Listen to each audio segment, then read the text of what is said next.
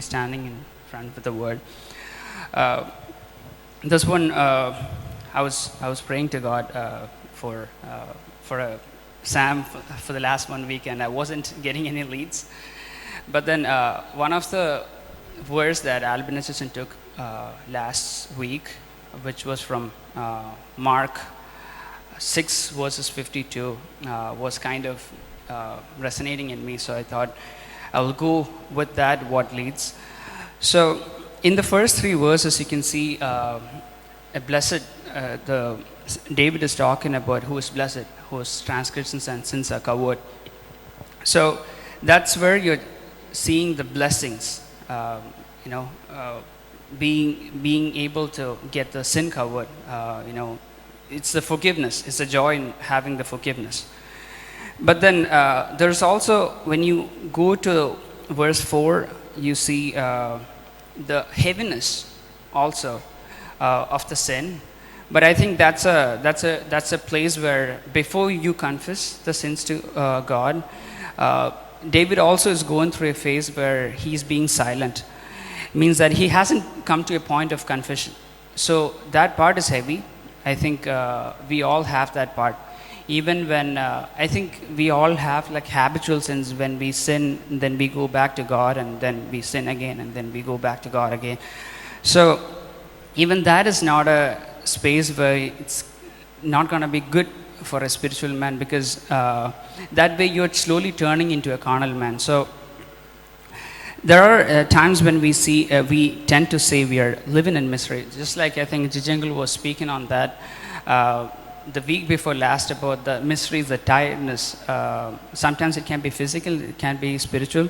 And most of the spiritual tiredness can also affect the physical life too at times. And that's where I think in Corinthians we see the spiritual man, the carnal man, and the natural man. So if we ever are a spiritual man, and if you are ever showing the catches of a natural man, you are automatically a carnal man. So sometimes when I found myself, I'm placing myself here not to point any fingers on anyone. When I saw that, when the dryness was coming into my life spiritually, that I've noticed that I'm showing the characteristics of a carnal man. It doesn't have to be like, you have to go out and drink. You have to go out and the so-called sins that we put. But even with the way we trust in God, we can be carnal at times. So the area where you see the fourth and the fifth verse is that, and it's going to the sixth verse, it's saying, therefore let everyone who is godly offer prayer to you at a time when you may be found surely in the rush of great waters. So it is important that we acknowledge it, not just that we acknowledge it, that we confess those sins when we are still found. Still found is not just talking about the judgment day or the God's judgment on us, but also while your heart is still soft. Because in Mark 6:52, it says, for they did not understand about the laws, but their hearts were hardened. Because it is the same disciples who have seen God, working with those loaves and feeding 5,000, who could not recognize when Jesus was walking on the water. The same people. Just imagine if I'm seeing God who is capable. So their hearts were hardened to a point where they couldn't. It's not the rebellion we're talking about, but then it's a point where they're incapable of recognizing the capabilities of God. So, and in this context, you see that their minds were dull and calloused and overwhelmed by the natural world, so that they could not comprehend the divine nature of God. So it's very important that we don't harden our hearts, as in Proverbs 4:23 it says, keep your heart with all vigilance, for from it flows the springs of life. So what is shaping your heart? Is it God? Or because most of the times I see that, when I found myself, what is shaping me? It could be social media sometimes, or peer pressure, money, lifestyle. All these things can influence our hearts. So we might think, okay, peer pressure is something that we go out, we spend time with the people who drink or smoke. That's not just what peer pressure means. It could be the language. I think that's the one of the most underrated thing, that even many of the people who claim to be Christians cannot complete 2 sentences without using swear words.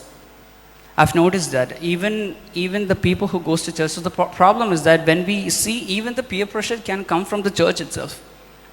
That's the most trickiest part, because we have spiritual friends we think are spiritual. If they see, or if they do certain things, or if they say certain words that are like ungodly, we tend to be like, oh, that should be okay, or else that person would not be using it, because, or the people that we see. That's why we always have to set our eyes on Christ. We cannot expect God to work in our lives when we are spouting words that are unclean. Some people cannot. I've noticed that some people cannot, like, not use the F words in their sentences, even at times when you're frustrated, even like a road rage coming up, like how you're responding to that.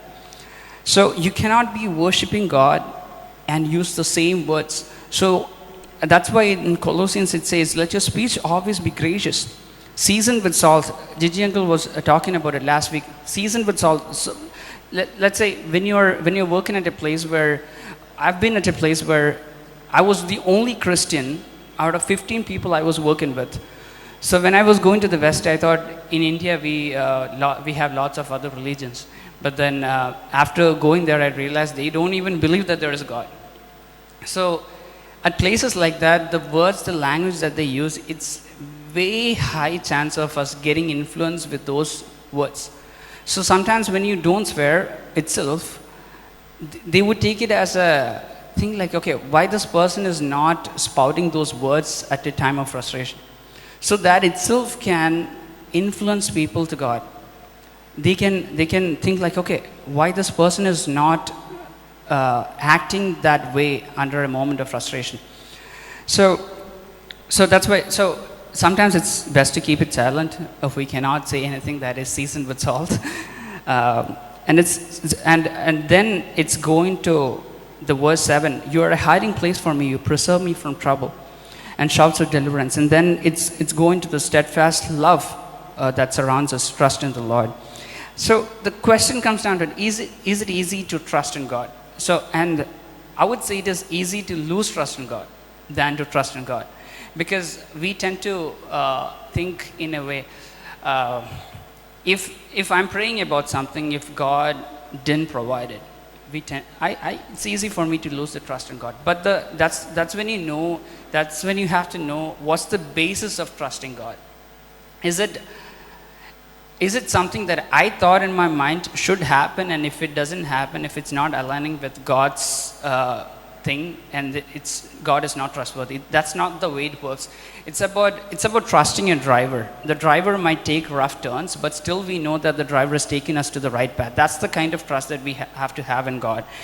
So that's when, even if things did not turn out, or even if things that doesn't work the way it's supposed to, or the way we think, we still have to believe that God has a plan in a way that it's to prosper. As in Jeremiah, it's not to harm you, it is to prosper us. So this trust even can be affected because of our sins.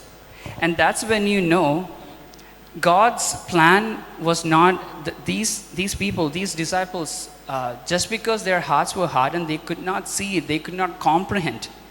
So trust is not just about the efforts that we put in and say, oh, I trust in God. But if your actions, if the words that you speak, if the life that you live, the thoughts that you think, if it's not aligning with the word, we tend to lose the trust in God. It's not even trusting in God is not something we can be bragging or boasting that we are capable of doing that. It's just by the grace of God. That's when we need the word all the time. So that's why even in Jeremiah 17:7, blessed is the man who trusts in the Lord, whose trust is in the Lord. It's just alone. So we'll just, I just want to conclude it in a way that, as the songs all the things that we were singing, the war is over. Now the love has come. For the love has to come, we have to confess to God, and that's when you see the last part. I'm not going to explain all the rejoicing part, but then those comes. It's after when David trusted in God and when the sins were forgiven. I don't know what's shaping your heart today, but then I would encourage to reflect on ourselves, including myself. I would reflect that, so that the God will shape your life. God will shape your heart so that it will be soft and we can hear His voice at any time. God bless you with these words. Thank you.